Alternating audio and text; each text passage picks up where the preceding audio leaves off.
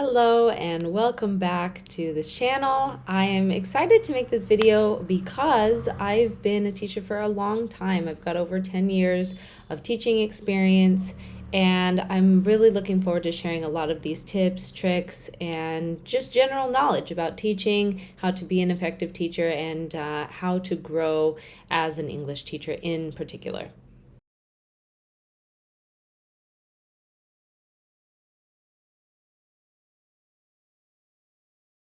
Now, a lot of the advice that I'm going to give today is applicable to teaching online. It is also applicable to teaching in person. I think a lot of these tips will be useful for both.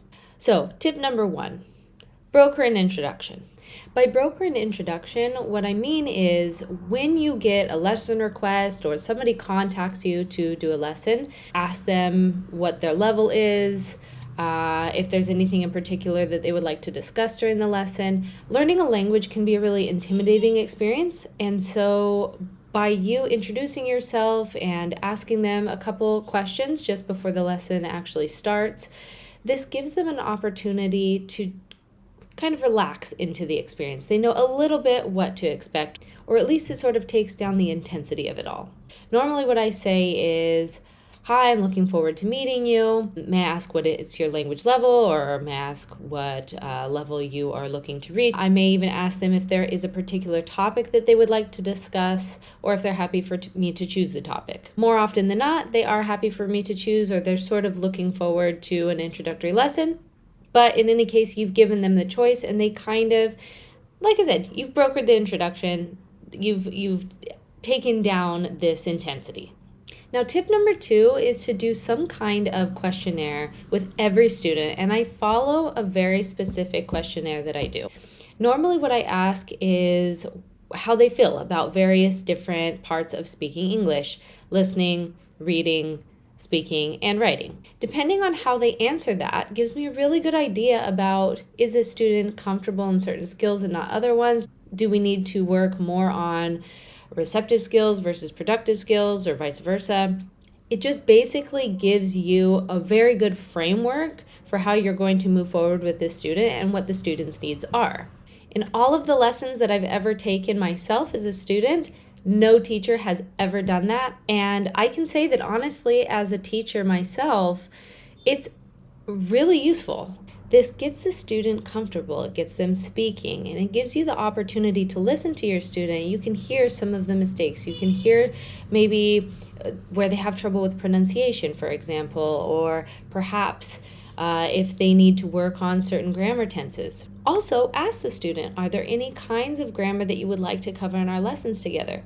Often students are very aware of what they struggle with. Maybe they struggle with the conditional tenses, or maybe they struggle with phrasal verbs, for example, or prepositions, something like that. It makes your life a lot easier as the teacher because, like I said, you know how to move forward with the student, you know what their needs are, you know what their interests are. Okay, now tip number 3, use the same lesson plans for various students.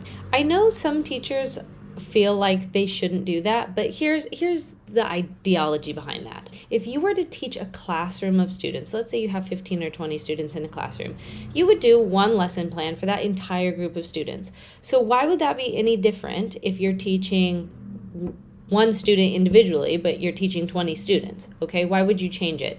Another benefit to this is that not only will this make you much better as a teacher, because it will give you the opportunity to work individually with these students on the same topic, so that will sort of refine your craft. But on top of that, each student is going to have a very different experience learning various different grammar concepts or maybe vocabulary.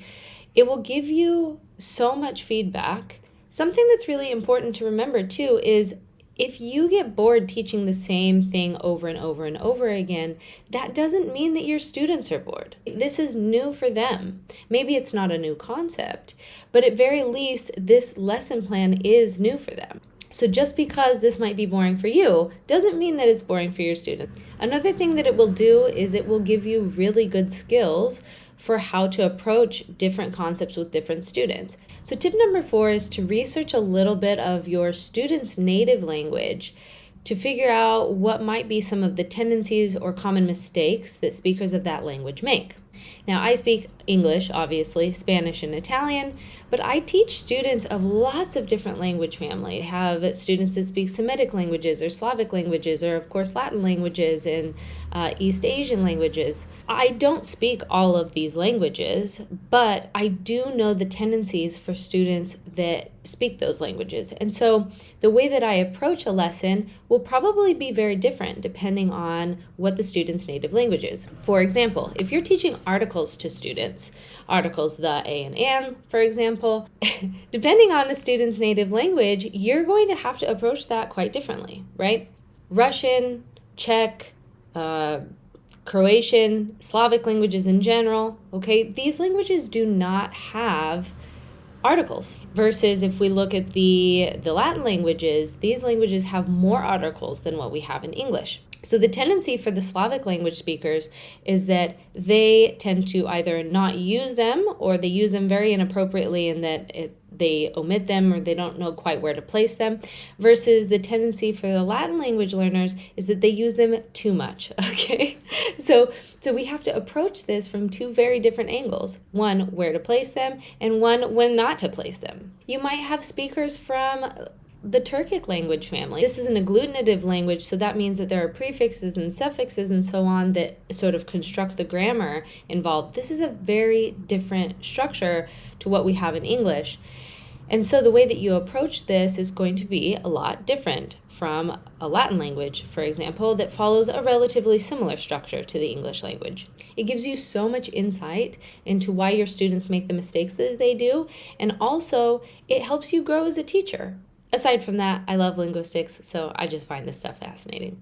And tip number 5 is to become a student yourself. If you have a language that you want to learn, or maybe you already speak another language but you would really like to refine that, taking a couple lessons online or in person will really give you a lot of insight into what it's like to be a student. Maybe you've already been a student of a language for a really long time, but having that experience will shape the way that you conduct your lessons. You'll know what you liked and what you didn't like, what works for you, what doesn't work for you. This doesn't mean, of course, that you can apply this to all of your students, but at least it can help kind of shape the way that you conduct yourself in your lessons. Hopefully these tips were really helpful for you. If they were, please help me out by liking or subscribing. Also, feel free to leave a comment suggesting any topics or anything that might be useful for you going forward. Thank you so much for watching. I really appreciate it. Look forward to seeing you soon.